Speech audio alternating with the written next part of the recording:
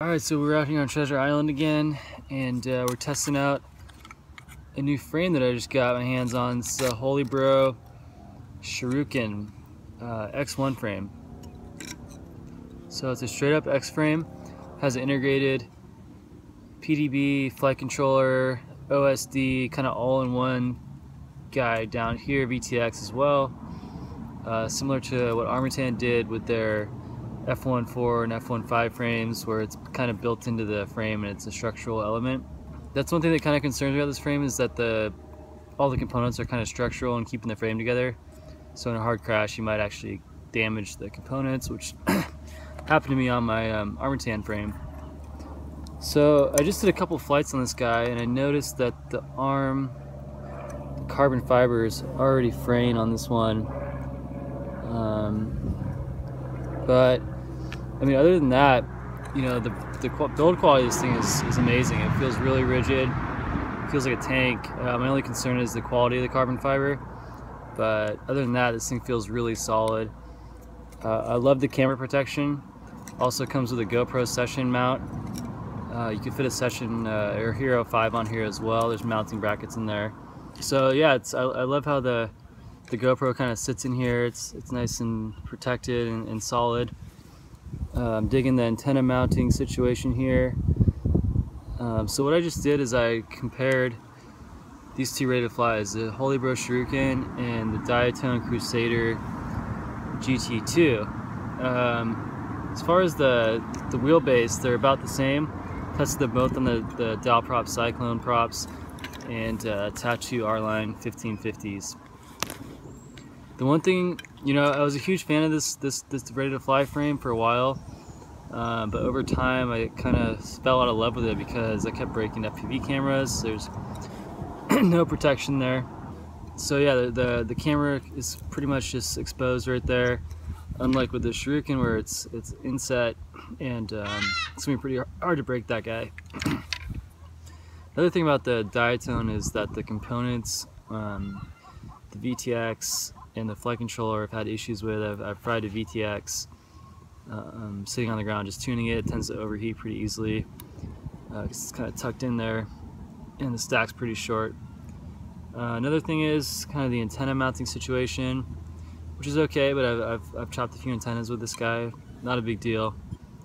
The one thing I do like about the Diatone over the Holybro is the ESCs on these are just awesome. The thing flies really smooth.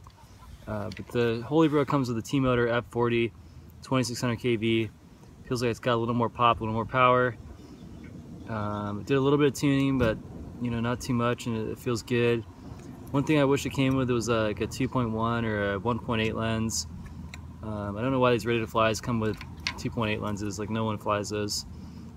So it's a little tricky flying with a narrow field of view.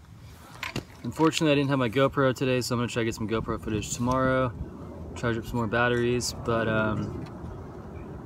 you know, overall, this thing feels good.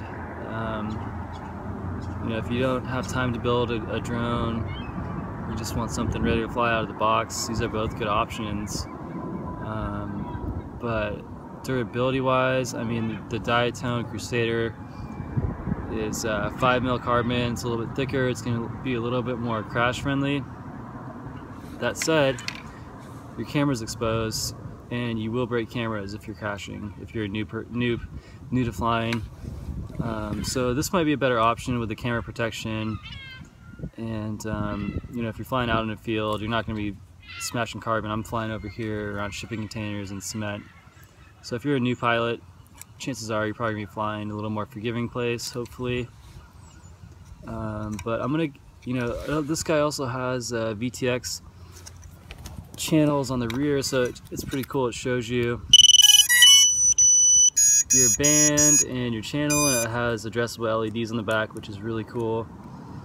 The Crusader has kind of a similar thing, but it's hard to see. You can see the numbers in there. Same deal, but the Shuriken is definitely more visible, which is really handy. And the USB port is right on the rear, which is easy to access. This guy's on the side. So yeah, I mean, I want to fly this guy with a GoPro. It's just weird for me flying a straight up X these days. I'm so used to the stretch X flight characteristics. So it feels really strange flying a straight X, especially on bank turns. But overall, you know, I mean, I like how all the components are built into one piece.